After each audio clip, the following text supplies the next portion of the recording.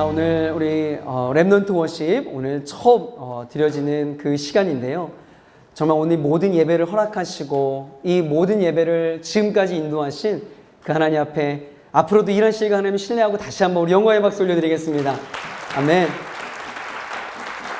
자, 우리 하나님 말씀 보겠습니다. 사무엘상 17장입니다. 사무엘상 17장 31절부터 37절까지의 말씀 우리 함께 보겠습니다. 구약성경 437쪽 사무엘상 17장 31절부터 37절까지 제가 한 절 여러분 한 절 함께 교동하도록 하겠습니다. 제가 먼저 31절 말씀 읽도록 하겠습니다. 어떤 사람이 다윗이 한 말을 듣고 그것을 사울에게 전하였으므로 사울이 다윗을 부른지라.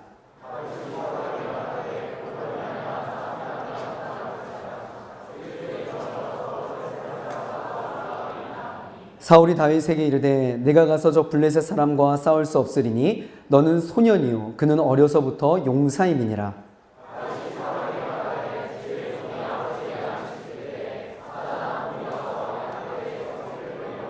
내가 따라가서 그것을 치고 그 입에서 새끼를 건져내었고 그것이 일어나 나를 해하고자 하면 내가 그 수염을 잡고 그것을 쳐 죽였나이다.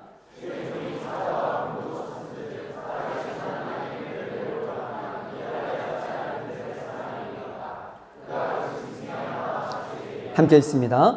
또 다윗이 이르되 여호와께서 나를 사자의 발톱과 곰의 발톱에서 건져내셨은즉 나를 이 블레셋 사람의 손에서도 건져내시리이다. 사울이 다윗에게 이르되 가라 여호와께서 너와 함께 계시기를 원하노라. 아멘. 자, 오늘 이 본문 말씀 가지고 믿음의 프레임으로 도전하라, 믿음의 프레임으로 도전하라 라는 제목으로 여러분들과 함께 은혜 나누기를 소망합니다. 정말 오늘 귀하고 복된 예배 자리에 나온 우리 모든 청년들 정말 주의 이름으로 환영하고 축복합니다. 여러분, 하나님께 드리는 모든 예배가 그때그때마다 특별하지만 오늘 예배는 정말 더욱더 큰 의미가 있는 예배라 할 수 있습니다.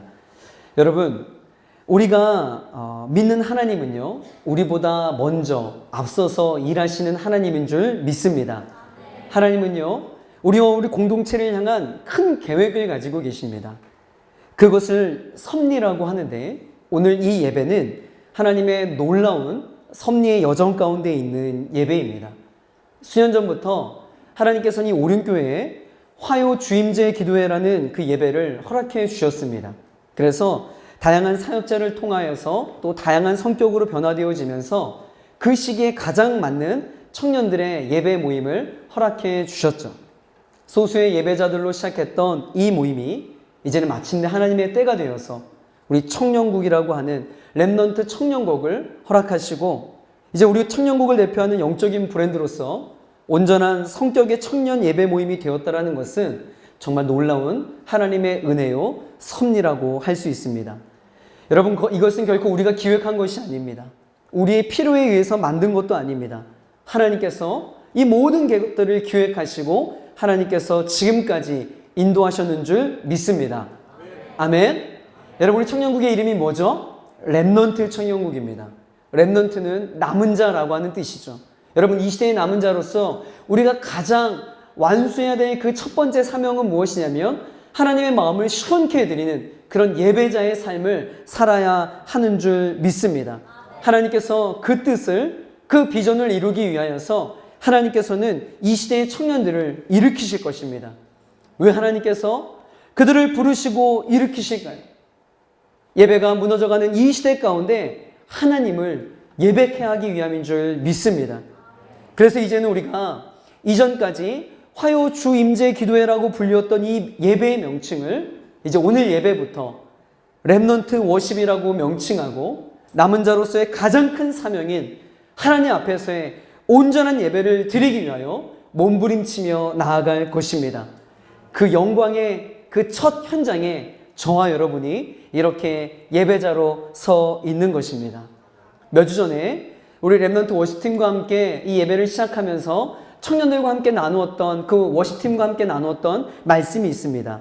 이사야 60장 22절의 말씀인데요. 저희가 이 첫 예배를 시작하면서 이 말씀을 예배자인 렘넌트 워십의 예배자인 저와 여러분들이 함께 가슴에 새기며 이 예배를 시작했으면 좋겠습니다. 우리 함께 읽겠습니다. 시작. 그 작은 자가 1000명을 이루겠고 그 약한 자가 강국을 이룰 것이라. 때가 되면 나 여호와가 속히 이루리라. 아멘. 아멘. 비록 지금은 수많은 청년들이 참여하지 않는, 그리고 주변에 알려지지도 않았지만 하나님께서 이 예배 모임을 불같이 일으키실 것입니다. 하나님의 때가 되면 이 예배 모임을 통해 이 지역의 청년들을 회복시키실 겁니다. 송파에 있는, 잠실에 있는, 오금동에 있는, 저 광진구에 있는 우리 수많은 청년들, 마음의 상처를 입고 인생의 해답을 알지 못하는 수많은 청년들이 이곳으로 모이게 될 것입니다. 아멘. 그래서 교단과 교파를 초월하여서 옳은교회라고 하는 그 네이밍을 다 내려놓고 하나님을 예배하는 멋진 청년의 예배가 이 바로 렘넌트 워십이 될 줄 믿습니다. 오늘 이사야 60장 22절의 말씀처럼 때가 되면 나 여호와가 속히 이룰 줄 믿습니다. 그 영광의 그 첫 예배에 저와 여러분이 이렇게 있는 것입니다. 우리 다시 한번 이 렘넌트 워십을 통하여서 모든 영광과 존귀와 감사와 찬양을 하나님께 올려드리도록 하겠습니다. 아멘. 아멘. 사랑하는 청년 여러분, 참 세상이 만만치가 않습니다. 그렇죠? 참 청년의 신분으로 이 세상을 살아간다는 것이 만만치가 않습니다. 그리고 무엇보다 청년의 신분으로 살아가는 것도 쉽지가 않은데 믿음의 청년으로 살아간다는 것은 더할 말이 없습니다. 그러나 여러분, 힘들어도 살아만 있으면 하나님이 다시 시작하십니다. 하나님의 회복하심과 치유함의 그 자리가 바로 이 은혜의 예배의 자리인 줄 믿습니다. 오늘 이 저녁에 나온 모든 개개인의 상황과 환경은 다 달라요. 그러나 분명한 것은요, 오늘 이 예배를 통하여서 하나님은 여러분 한 사람 한 사람을 만나 주실 것이고 하나님께서 필요한 말씀들을 여러분을 세우실 줄 믿습니다. 새로운 생명력을, 살아갈 힘을 우리 하나님께서 공급하여 주실 줄 믿습니다. 여러분, 옆 사람에게 물어보아도, 또 앞뒤 청년들에게 물어보아도요, 심지어 길거리에 지나가는 청년들에게 한번 붙잡고 물어보세요. 현재의 삶이 어떠냐고. 여러분, 청년뿐만이겠어요? 우리 인생은요, 참 고되고 녹록치가 않은 것이 현실인 것 같습니다. 이런 고난의 삶을 살아가는 우리 인생을 여러분, 다른 종교에서는 과연 어떻게 표현하고 있을까요? 제가 우연히 불교의 그림을 탱화라고 하잖아요. 불교의 유명한 그 탱화의 그림을 보았는데 그림의 내용이 이래요. 절벽에서 밧줄을 잡고 있는 한 인간이 있습니다.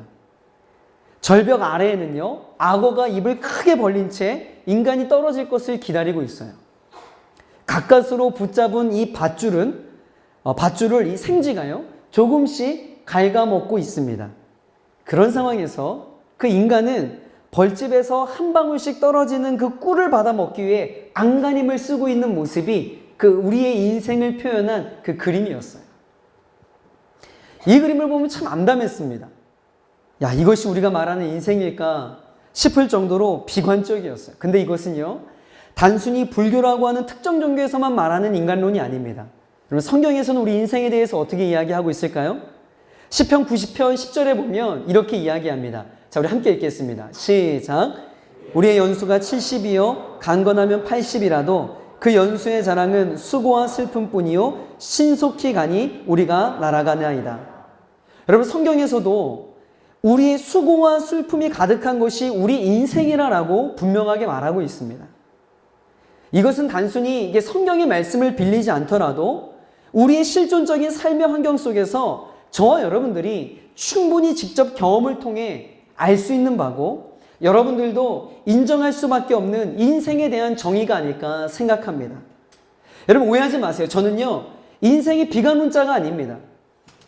말씀드리고 싶은 것은 이처럼 인생에서 어려움과 난관을 경험하는 것은 당연한 현상이라는 거예요. 나만 힘들어하는 것이 아니라 옆에 있는 사람들도 힘들어하고 있고요. 나만 직장 속에서 그렇게 욕먹고 그렇게 바등바등 살아가는 것 같은데 옆에 있는 청년도 그런 삶을 살아가고 있더라는 거예요. 여러분, 인정할 건 인정합시다. 우리의 인생의 삶이 참 만만치가 않아요. 그렇기 때문에 중요한 것은 그것을 경험하느냐 하지 않느냐가 아니에요. 다 그렇게 경험한다니까요. 어떤 태도로 그것을 대하느냐 하는 것이 우리 인생의 가장 큰 이슈라는 겁니다. 다시 말하면 오늘의 제목처럼 어떤 프레임으로 바라보느냐가 중요하다는 거죠. 아니, 더 쉽게 말해 제가 말하고자 하는 이 프레임은요, 직관적인 의미로 패러다임을 뜻합니다. 패러다임이란 세상을 바라보는 시각을 이야기해요. 생각의 틀이라고 할 수 있습니다. 예를 들면 우리가 검정색의 패러다임의 필터를 끼고 세상을 바라보면요, 밝은 대낮에도 온 세상이 어두워 보이는 것 같은 원리입니다. 태양광선이 온 세상을 밝히고 있어도 내가 검은 필터로 인해 인식되는 관념은요, 세상은 캄캄하고 어둡다라고 믿게 되는 것이죠. 여러분, 아담 스미스가요, 이런 패러다임에 대해서 이렇게 말했어요. 자, 우리 함께 좀 읽어볼게요. 자, 시작. 패러다임이란 마치 물고기가 물속에서 살아가듯이 우리가 세상을 받아들이는 방식이다. 그리고 패러다임은 우리가 세상을 설명하고 그 움직임과 변화를 예견할 수 있도록 도와준다. 따라서 우리가 하나의 패러다임을 가지고 살고 있을 때에는 다른 패러다임을 가지고 생각하기란 매우 어렵다. 여러분, 제가 정말 강조하고 싶은 이야기를 이 아담 스미스라고 하는 사람이 이야기해주고 있어요. 패러다임이라고 하는 것, 즉 프레임이라고 하는 것은요, 두 개가 공존할 수 없는 개념이라는 거예요. 내가 이 패러다임으로 바라보고 있는데 또 다른 패러다임으로 덮어서 세상을 바라볼 수 없다는 겁니다. 새로운 패러다임이 등장을 하면 내가 이전까지 가지고 있었던 그 생각의 틀, 생각의 프레임은요, 사라져 버리는 거예요. 그러하기에 우리가 우리의 인생을 살아가는 데 있어 어떠한 패러다임, 어떠한 프레임으로 바라보느냐가 여러분 우리의 인생을 성공하는 인생이냐 그냥 그럭저럭한 인생이냐를 결정짓는 가장 중요한 요소가 될 수밖에 없다는 이야기죠. 저는 지금 신학적인 이야기를 하는 게 아닙니다. 아주 상식적이고 매우 아주 심플한 이야기를 하고 있는 거예요. 이 부분에서 우리는 성경에 우리의 시선을 고정할 필요가 있습니다. 성경을 통해 우리 인생에서 경험하는 그 어려운 삶의 순간순간에서 우리 믿음의 선배들이, 신앙의 선배들이 어떻게 승리할 수 있을까에 대한 비결을 우리가 한번 배워보자라는 거예요. 과연 그들은 어떠한 프레임으로 세상을 바라보았는가? 어떠한 패러다임으로 그 위기와 난간을 극복하고 승리하는 인생을 살 수 있을까? 이 관점으로 오늘 본문을 한번 보자라는 것이죠. 특별히 오늘은 여러분이 잘 알고 있는 다윗과 골리앗이라고 하는 스토리 안에서 그 프레임을 한번 좀 발견해 보고자 합니다. 신앙생활 하지 않는 사람들도 이 다윗과 골리앗의 스토리는 너무나 잘 알고 있어요. 그리고 흔히 이 전력의 차이가 많은 두 팀이 경기를 할 때 그때 이 비유를 들죠. 마치 다윗과 골리앗의 싸움과 같다. 뭐 이런 표현을 합니다. 맞아요. 이 다윗과 골리앗은 전혀 싸움을 할 수 없는 상대예요. 그래서인지 성경은 이들의 대결 자체에 집중하고 있지 않습니다. 오히려 성경은 그 대결에 이르는 과정에 아주 세밀하게 초점을 맞추고 있다는 거예요. 그래서 우리 역시 너무나도 잘 알고 있는 다윗과 골리앗의 스토리이지만 마치 이 본문을 처음 접한다라는 아주 낯설게 이 본문을 대하면서 다시금 이 본문 속으로, 이 본문의 현장으로 한번 좀 뛰어가 보도록 하겠습니다. 자, 먼저 우리 전쟁의 현장으로 한번 가봅시다. 전쟁을 할 때 이 상대방의 전력을 분석하며 적을 파악하는 것이 여러분 매우 중요해요. 그리고 그 전에 자신의 전력도 분석하는 것이 매우 중요합니다. 여러분, 현재 다윗의 전력 게이지는 어떠할까요? 성경에서는요, 다윗의 전력을 이야기함에 있어 제일 먼저 오픈하는 것은 그의 나이가 상당히 어렸다라는 거예요. 형들은 전쟁에 나간 반면에 다윗은 전쟁에 나가지 않고 뒷심부름이나 하고 양을 치고 있었던 것으로 보아 20세 이하의 상당히 어린 나이였을 것이란 추측을 할 수가 있습니다. 그런데 아버지의 심부름으로 형들에게 먹을 것을 가져다 주라고 전투가 벌어지고 있는 이 에베스담림의 엘라 골짜기에 드디어 다윗이 등장하게 됩니다. 자, 우리 사무엘상 17장 17절 18절 그 다윗의 등장을 한번 우리 성경에서 찾아봅시다. 자, 함께 있습니다. 시작. 이새가 그의 아들 다윗에게 이르되 지금 내 형들을 위하여 이 볶은 곡식 한 에바와 이 떡 10덩어리를 가지고 진영으로 속히 가서 내 형들에게 주고 이 치즈 10덩어리를 가져다가 그들의 천부장에게 주고 내 형들의 안부를 살피고 증표를 가져오라. 아멘. 여러분, 다윗이 그 전쟁의 현장에 도착했을 때 그곳의 분위기는요 살벌했어요. 그리고 그곳의 분위기는요 긴장감이 돌았습니다. 그리고 더 중요한 것은 그곳의 현장 분위기는요 두려움으로 가득했어요.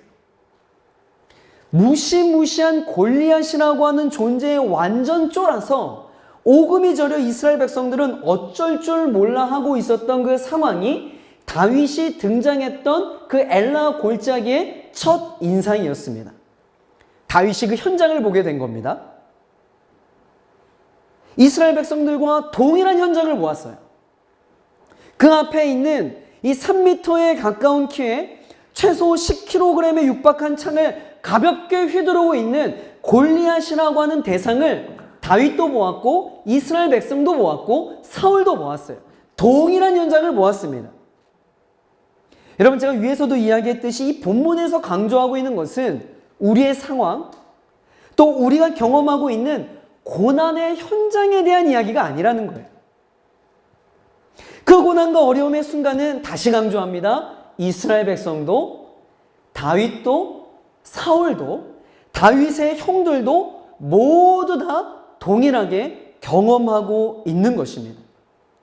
성경은 오히려 그 현장 자체보다 더 주목하고 있는 것은 그 현장을 각각의 인물들이 어떤 프레임으로 바라보고 있느냐, 어떤 패러다임으로 그 전쟁을 바라보고 있느냐에 대한 문제로 우리의 시선을, 독자의 시선을 이끌고 있다는 거예요. 자, 골리앗이라고 하는 잔악무도한 장수 앞에 대치하고 있는 사울을 비롯한 이스라엘 백성들은 지금의 순간을요 어떠한 프레임으로 바라보고 있는지 성경은 말하고 있어요. 다윗이 17장 32절에 사울 앞에 나서서 무엇이라고 이야기하는지를 봅시다. 자, 17장 32절 함께 읽을게요. 자, 시작. 사울에게 말하되 그로 말미암아 사람이 낙담하지 말 것이라 주의 종이 가서 저 블레셋 사람과 싸우리이다 하니. 다윗이 아버지 심부름으로 전쟁터 현장에 와서 제일 먼저 발견한 것은요 모든 사람이 오늘 보니까 뭐래요? 낙담하고 있었답니다. 영어 성경으로 보니까 lose heart, 아주 마음을 잃어버렸대요. 이스라엘 진영은 아예 혼이 빠져 있는 상태였다는 거예요. 더 리얼하게 본문은 이스라엘 백성들의 마음 상태를 24절에 이렇게 정확하게 지적하고 있습니다. 자, 24절 시작. 이스라엘 모든 사람이 그 사람을 보고 심히 두려워하여 그 앞에서, 여러분, 그 현장에 보이는 부분만 보고 있었다는 거예요. 여러분, 이것은요 믿음 없는 자들의 전형적인 프레임입니다. 우리는 단순히 여러분 3차원의 세계를 살아가고 있는 사람들이 아니에요. 우리는 3차원의 그 프레임을 뛰어넘어 하나님의 일하심을 바라볼 수 있는 4차원의 프레임을 가지고 살아가는 사람인 줄 믿으시길 바랍니다. 여러분, 보이는 것이 전부가 아니란 말이에요. 다윗에게는 보이지 않는 것을 볼 수 있었던 믿음의 프레임이 있었다는 거죠. 오늘 우리가 주목하고자 하는 메인 포인트가 이겁니다. 살아계신 하나님을 향한 믿음에 근거하여서 하나님의 프레임으로 내 자신과 내 주변 상황을 바라보며 도전하는 다윗을 저와 여러분 똑똑히 기억해야 된다는 거예요. 여러분, 다윗이 전쟁의 현장에 등장했을 때 그는요 철저히 주변인이었습니다. 아무도 주목하지 않는 엑스트라에 불과했어요. 그러나 주변인이었던 다윗이 엑스트라와 같은 그가 믿음의 프레임으로 그 현장을 바라보니 그는 더 이상 조연이 아니고 엑스트라가 아닌 전쟁의 주인공으로, 하나님의 일하심의 역사의 주인공으로 바뀌게 되더라는 것입니다. 여러분, 우리 청년회 때 여러분 이런 제목으로 하나님 앞에 좀 많이 기도하지 않습니까? 하나님, 내가 한 번뿐인 인생인데 정말 하나님 앞에 제대로 쓰임받고 싶습니다. 하나님, 녹슬어 버려지는 인생이 아니라 달아 없어지는 인생이 되고 싶습니다. 하나님, 나를 사용하여 주소서. 여러분, 이런 헌신의 기도로 하나님 앞에 간구하지 않습니까? 여러분, 도전합니다. 여러분, 하나님 앞에 쓰임받고 싶으십니까? 여러분, 하나님께 붙들린 인생이 되고 싶으세요? 그렇다면 여러분이 다윗처럼 믿음의 프레임으로 바라보시길 축복합니다.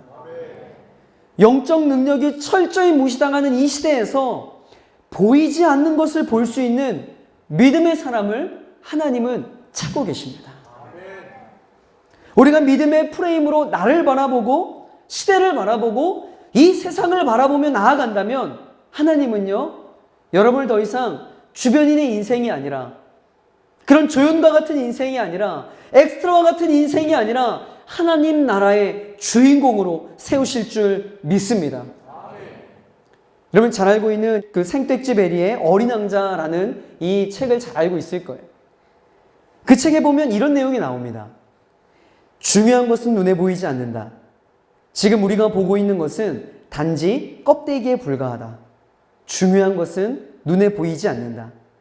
사람이 어떤 것을 정확하게 볼 수 있는 건 오직 마음으로 볼 때다. 저는 이 책의 내용 가운데 사람이 어떤 것을 정확하게 볼 수 있는 건 오직 마음, 이 마음을 믿음으로만 바꾼다면 이것이 복음이고 정확한 성경의 메시지라는 것입니다. 여러분, 세상은요, 세상은 보이는 것이 전부라고 말해요. 보이지 않는 것은 전혀 의미가 없다라고 말합니다. 보이지 않는 것은 다 허구라고 이야기를 합니다. 그러나 여러분, 절대 그렇지 않아요. 여러분, 속지 마세요. 보이지 않는 것을 볼 수 있는 믿음이 여러분 저희들에겐 필요합니다. 보이지 않는 것을 볼 수 있는 것이 바로 믿음의 능력인 줄 믿습니다. 믿음의 프레임으로 우리의 사고와 우리의 행동 방식을 무장해야 되는 줄 믿습니다. 여러분, 믿음의 프레임으로 무장해야 우리는요, 평소에 가지고 있던 선입견과 편견을 뛰어넘어서, 우리의 상식을 뛰어넘어서 하나님의 위대한 역사에 여러분 트라이할 수 있는 거예요. 도전할 수 있는 거예요. 여러분, 그래야 역사가 일어납니다. 그래야 여러분 삶의 기적이 일어나요. 그래야 여러분의 삶을 통해서 하나님이 일하신다니까요. 여러분, 도전하십시오. 일어나십시오. 그런데 여러분, 새로운 것을 도전하라고 할 때 일반적인 사람들의 반응이 뭔지 아세요? 과거의 경험과 자신의 선입견과 편견으로 도전하는 내용을 평가하려고 합니다. 그거 예전에 다 해봤는데 안 돼요. 다 해본 겁니다. 제가 이때까지의 경험으로 볼 때 그건 무리입니다. 지금 적당한 행동이 아닙니다. 무모합니다. 뭐 이런 류의 반응이 대부분이라는 거죠. 어찌 보면 그러한 과거의 경험과 노하우를 바탕으로 볼 때 적절한 평가가 될 수도 있을 것입니다. 그러나 모든 것을 이렇게 자신의 선입견과 편견의 프레임으로 대응을 한다면 여러분, 우리 인생에 역사는 일어나지 않아요. 하나님이 쓰시는 사람은 이런 선입견과 편견의 프레임으로 하나님의 일하심을 제한짓는 사람들이 아닙니다. 오히려 하나님은 믿음의 프레임으로 하나님이 하실 일들을 기대하며 나아가는 사람들을 통해 일하시는 줄 믿습니다. 주변의 사람들이 과거의 경험으로 볼 때 그것이 무모한 도전이고 상식적으로 맞지 않는 도전이라고 하여도 믿음의 프레임으로 하나님의 일하심을 기대하며 묵묵히 나아가는 자, 하나님은요, 그런 사람을 주목하신다라는 거예요. 여러분, 틀에 박힌 생각을 고정관념이라고 합니다. 고정관념은요, 감옥입니다. 도전정신을 방해하고 머뭇거리게 하고 자신감을 잃게 합니다. 고정관념에서 벗어나지 못하면 그만큼 세상을 보는 시야가 좁아질 수밖에 없어요. 우물한 개구리는 절대 우물 밖에 다른 세상을 알 수가 없습니다. 내가 우물 안에서 하늘을 쳐다보면 세상은 조그만 동그라미일 뿐이에요. 설령 개구리가 바깥 세상에 대한 비전을 가지고 있다 하더라도 우물 밖으로 나오지 않으면 그것은 망상이고 헛된 이상일 뿐입니다. 개구리가 우물 밖에 나오는 순간에야 하늘이 높구나, 하늘이 푸르구나, 세상이 얼마나 아름답고 넓은지를 알게 되는 것이죠. 이처럼 개구리가 우물 밖으로 나오는 것을 패러다임의 전환이라고 할 수 있는 것이고, 그것이 바로 믿음의 틀을 바꾸는 것이라 말할 수 있는 겁니다. 저와 여러분에게 필요한 게 이거예요. 여러분, 렘넌트 청년들에게 필요한 것이 바로 이겁니다. 세상의 관점으로, 세상의 프레임으로, 세상의 패러다임으로 그동안의 경험을 통해 알게 모르게 내 안에 자리 잡고 있는 고정관념의 프레임으로 모든 현상을 바라보게 된다면 하나님의 역사는 일어나지 않아요. 오늘의 본문에서 그 프레임의 차이가 어떠한 결과를 낳는지 극명하게 대조하고 있는데 바로 다윗과 그 주변 인물들의 비교입니다. 다윗이 아버지의 심부름으로 전쟁터에 왔을 때 그가 처음으로 목격한 장면은요, 이 블레셋의 파이터인 골리앗이 이스라엘의 군대를 모욕하고 하나님을 욕되게 하는 장면이었습니다. 그 모습을 믿음의 프레임으로 바라보자 그의 심령 안에 거룩한 분노감이 들끓기 시작하는 거예요. 내 생명의 주인이신 하나님을 감히 모욕하다니. 가만히 있을 수가 없었던 겁니다. 그런데 수많은 이스라엘 사람 중에 그 거룩한 분노감을 느끼는 사람은요, 다윗 한 사람뿐이었어요. 수백 명, 수천 명, 수만 명의 사람들이 있었을 터인데 그 장면을 바라보고 거룩한 분노감을 느꼈던 사람은 다윗 한 사람뿐만이었다라는 겁니다. 믿음의 프레임으로 그 현장을 바라본 사람은 유일하게 다윗뿐이었기 때문에 그렇죠. 아무도 그 싸움에 나서지 않으려 하자 사울왕은 기고만장한 골리앗을 물리치는 자에게 세 가지 보상을 약속합니다. 첫째, 많은 재물을 주겠다. 원하는 대로 백지수표를 주겠다. 둘째, 왕의 사위로 삼겠다. 내 이쁜 딸을 주고 권력을 주겠다. 셋째, 그 가족의 모든 세금을 면제해 주겠다. 나갈 만하지 않습니까? 형제들 어때요? 괜찮은 조건 아니에요? 왕의 사위로 이쁜 아내도 세금 면제도 한 방에 해결돼요. 그만큼 아무도 이 전쟁에 나서려 하지 않는다라는 것을 본문은요, 꼬집어서 더 부각하고 있는 거예요. 다윗과 같은 믿음의 프레임으로 이 현장을 바라본 사람이 아무도 없었다라는 것을 이 저자는 꼬집어서 비꼬듯이 이야기하고 있는 겁니다. 이렇게 많은 보상금을 내어놔도요, 사람들이 야, 전투력으로 볼 때 도저히 게임이 되지 않는 저 전투에 내가 미쳤다고 나가? 내가 이 전쟁터에서 뼈가 굵은 사람인데 저건 도저히 될 수 없는 게임이야. 이건 안 돼. 모든 이스라엘 백성들이 선입견, 편견의 프레임으로 현장을 바라보고 있을 때 믿음의 프레임으로 바라보았던 다윗의 말을 여러분 한번 들어보세요. 17장 26절의 말씀입니다. 함께 읽습니다. 시작. 이 블레셋 사람을 죽여 어떠한 대우를 하겠느냐? 이 할례 받지 않은 블레셋 사람이 누구이기에 살아계신 하나님의 군대를 모욕하겠느냐? 아멘. 여러분, 다윗이 사울왕이 내건 보상을 기대해서 이 말을 하는 게 아닙니다. 다윗이 여러분 다혈질 기질이 있어서 이렇게 나간 게 아니에요. 감정 컨트롤이 되지 않는 어린 나이였기에 철없는 이야기를 한 것일까요? 영웅 심리가 있어서 그랬던 것일까요? 아니에요. 다윗과 이스라엘 백성의 가장 큰 차이는요, 그 현장을 바라보는 프레임의 차이였던 겁니다. 선입견과 편견의 프레임의 현장을 바라보는 사람 중에 대표적인 인물이 다윗의 형이었던 엘리압이었어요. 자, 다윗의 형 엘리압이 28절에 이렇게 반응을 합니다. 자, 함께 읽습니다. 시작.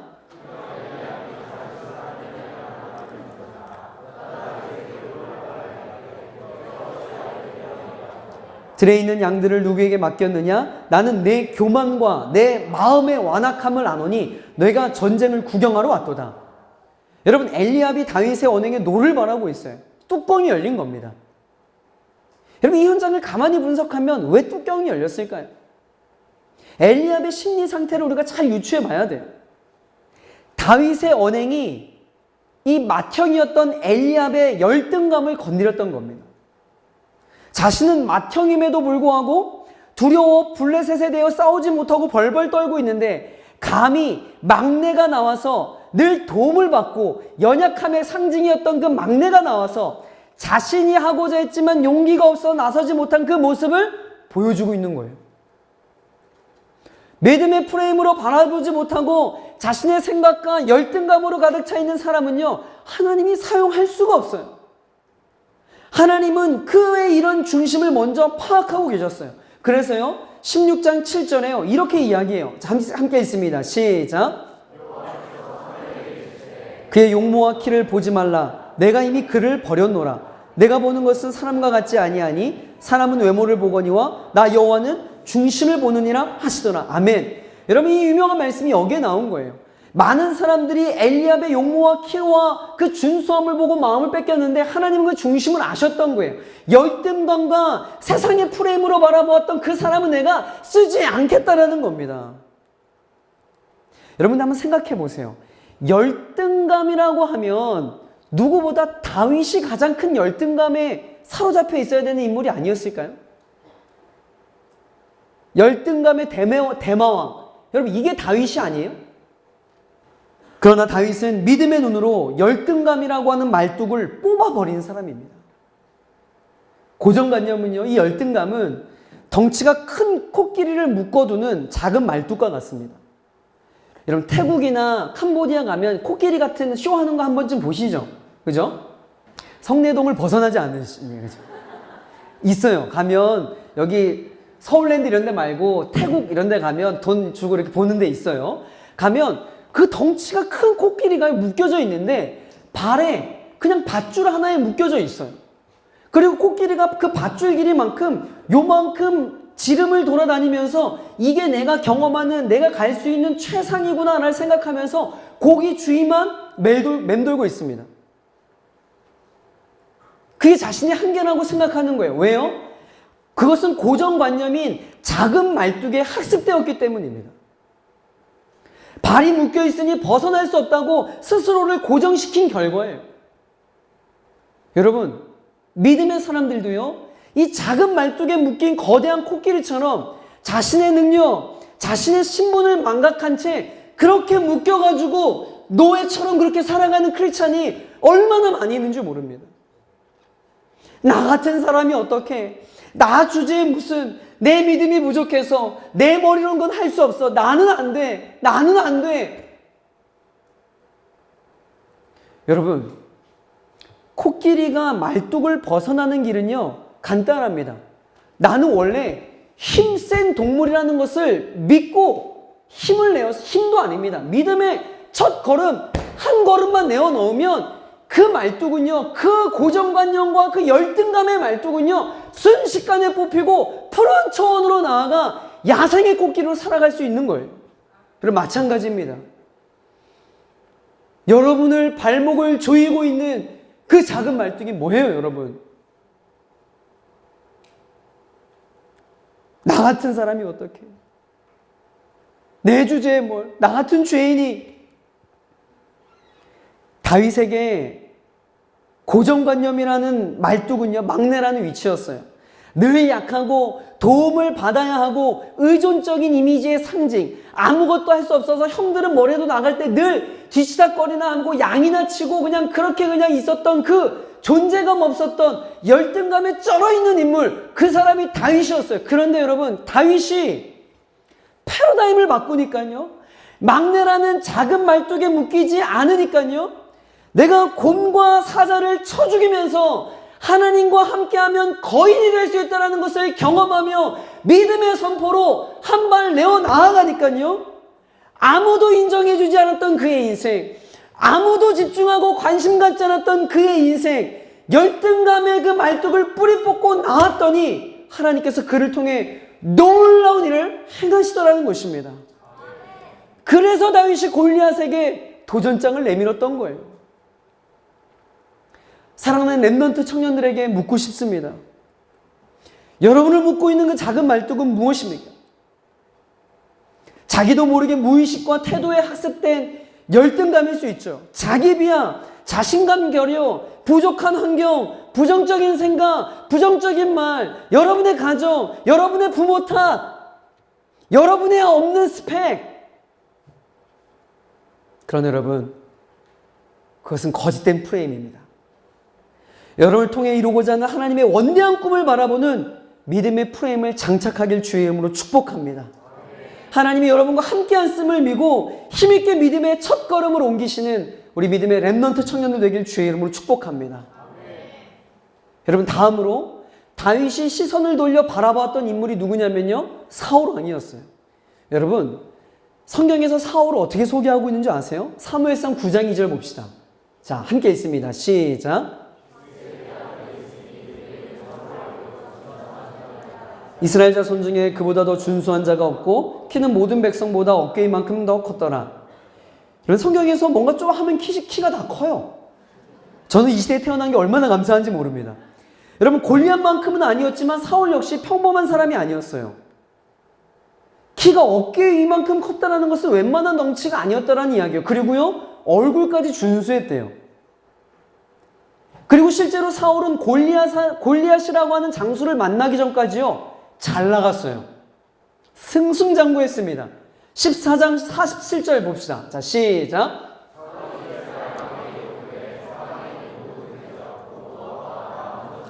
에돔과 소바의 왕들과 블레셋 사람들을 쳤는데 향하는 곳마다 어떻게 했다? 잘 나갔어요. 이랬던 사울이 골리앗을 보자 그의 덩치에 압도되어 그만 꼬리를 내리고 맙니다.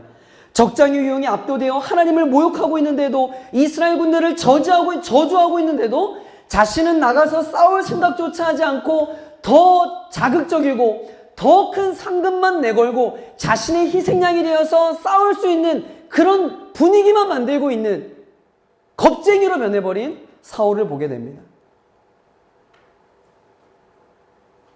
사울을 비롯한 모든 이스라엘 백성들이 두려움에 떨고 있을 때 하나님을 모욕하는 것을 도저히 참을 수 없었던 등장인물이 바로 다윗이에요.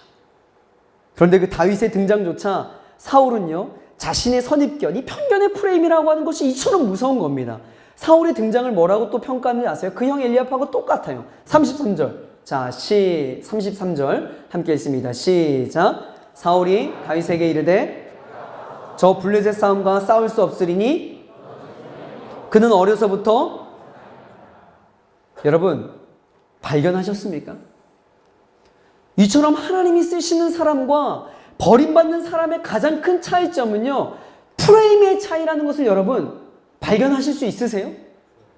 그때 여러분, 다윗이 믿음의 프레임으로 사울에게 무엇이라 선포하는지 우리 다 함께 우리 큰 목소리로 36절 37절 우리 함께 읽습니다. 시작.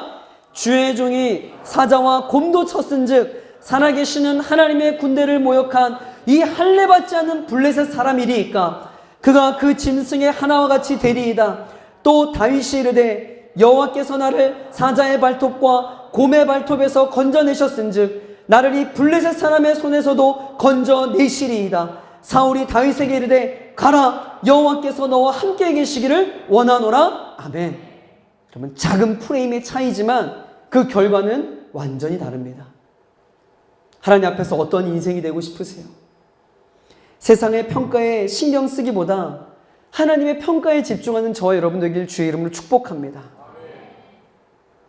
사울왕을 이용할 사람을 면접 보기 위해 사무엘은 2세 집안의 아들들을 만나 면접을 했어요. 근데 그 면접의 대상에 리스트에도 올라가지 않았던 사람이 막내 다윗이었어요. 단순히 막내라고 불리며 그 이름도 거론되지 않았습니다. 여러분, 막내는요, 히브리어로 하카톤이라는 단어예요. 하카톤. 하찮고 그다지 중요하지 않은 사람, 엑스트라, 이런 뉘앙스가 있습니다. 여러분, 하카톤이라고 하는 의미의 또 다른 의미는요, 가장 어리다, 가장 작다라는 의미가 포함되어 있어요. 여러분, 이것은요, 뼈가 있는 말입니다. 가장 작은 다윗이 아까 우리 살펴보았죠. 그 형과 사울과 골리앗의 다 특징이 뭐였어요? 다 키가 컸다라는 거예요. 대조적으로 이 성경은 하카톤 다윗, 세상 사람들의 시선이 머물지 않았던 하카톤, 보잘것없고 키가 작고 여린 그 하카톤, 그 사람이었지만 그 한 인물이 믿음의 프레임으로 세상을 바라보고 하나님의 프레임으로 세상을 바라보니까 하나님께서 그 사람을 쓰신다는 거예요. 사도행전 13장 22절에 다윗을 이렇게 표현합니다. 사도행전 13장 22절 함께 있습니다. 시작. 내 뜻을 다. 결론적으로 다윗은요, 성경에 하나님 마음에 합한 사람이었다 이야기하고 있어요. 하나님의 마음에 합한 사람은 하나님과 주파수가 맞았다라는 것입니다. 바로 이거예요. 렘넌트가 추구해야 될 것이 바로 이겁니다. 여러분이 여러분 스스로를 바라봐도 하카톤처럼 느껴질 때가 많을 거예요. 직장에서 의뢰관계로서 하카톤이라고, 여러분 가정에서도 참 무시당한 하카톤이라고, 주변에 스펙 많은 친구들을 바라볼 때도 내 스스로가 하카톤이라고 여겨질지도 모르겠습니다. 세상이 나를 하카톤이라고 쓸모없는 인생이라고 그렇게 평가할지도 몰라요. 그러나 여러분, 그런 평가에 여러분 마음 빼앗길 필요가 없어요. 중요한 것은 여러분이 하나님 마음에 합하기만 하면 여러분의 상황과 환경이 어떠하든지 하나님이 여러분을 하카톤이라 부르지 않고 너는 더 이상 작지 않다, 너는 결코 작지 않다, 내가 너와 함께하기 때문에, 세상보다 크신 하나님이 너와 함께 때문에 너가 이 세상에서 가장 큰 자니라. 아멘. 여러분 믿으시길 바랍니다. 말씀을 정리하겠습니다. 여러분 모두 어렵습니다. 모두 힘이 들대요. 옆에 있는 친구도 아닌 것 같지만 힘들어요. 목사님도 괜찮은 것처럼 막 있어 보이지만 힘듭니다. 우리의 삶이 다 만만치가 않아요. 중요한 것은 나에게 허락된 시험과 고난을 묵상할 것이 아니라 누구에나 경험되어지는 시험과 그 고난의 현장을 어떠한 프레임으로, 어떠한 패러다임으로, 어떠한 시각의 창으로 바라보느냐. 여러분 이게 중요한 거예요. 여러분이 가지고 있는 편견과 선입견의 그 프레임으로 바라보며 늘 머뭇거리며 주저하는 인생을 사시겠습니까? 아니면 믿음의 프레임으로 담대히 나아가며 도전하는 인생을 사시겠습니까? 중요한 것은요, 하나님은 믿음의 프레임을 가지고 도전하는 인생에게 상상치도 못한 하나님께서 예비하신 또 다른 삶의 기회를 허락해 주신다라는 것입니다. 여러분 명심하십시오. 아무것도 하지 않으면 아무 일도 일어나지 않습니다.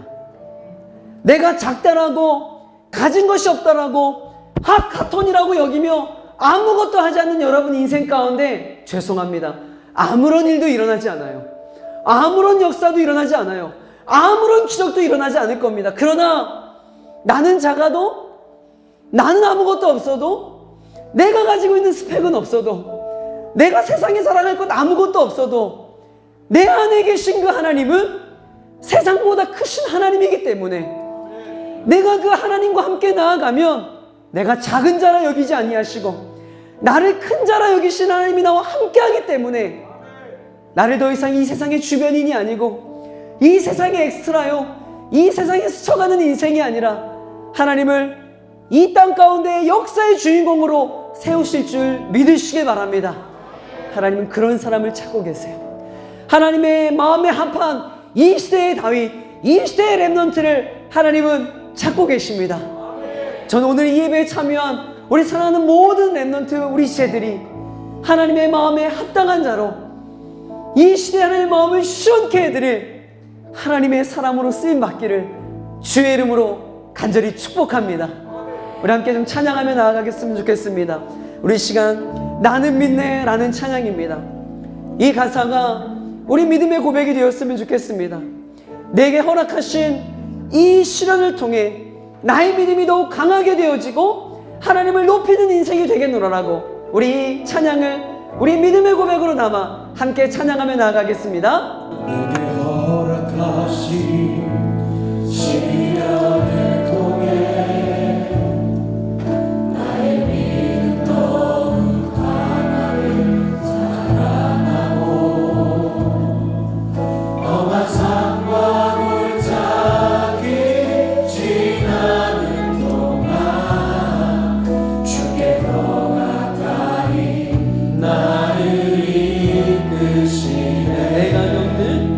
내가 겪는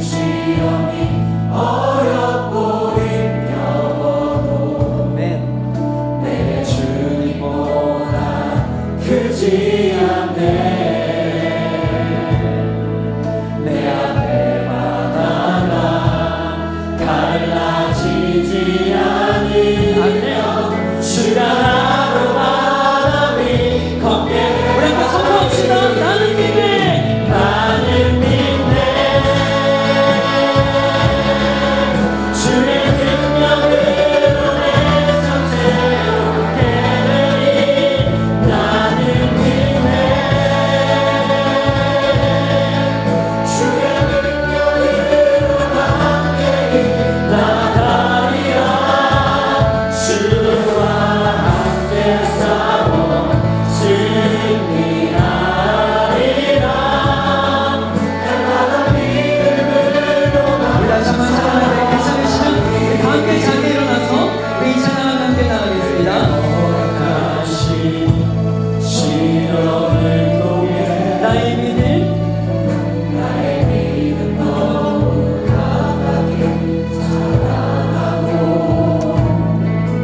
험한 산과 골짜기 지나는 동안 주께 더 가까이 나를 이끄시네 내가 겪는 시험을 내가 겪는 시련이 어렵고 힘겨워도 내 주님보다 내 주님보다 크지 않네 내 앞에 바다가 내 앞에 바다가 갈라지지 하나님께서 그렇게 일하시는 것입니다. 주가 나로 바람이 아멘 아멘 우리 선포합니다. 나는 믿네 주의 능력으로 내 삶 새롭게 되리 나는 믿네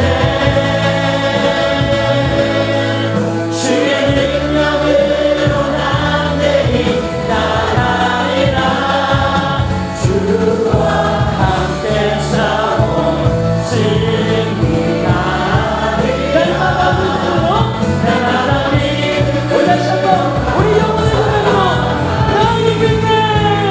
나는 믿네 주의 능력으로 능력으로 내 삶 새롭게 아멘 나는 믿네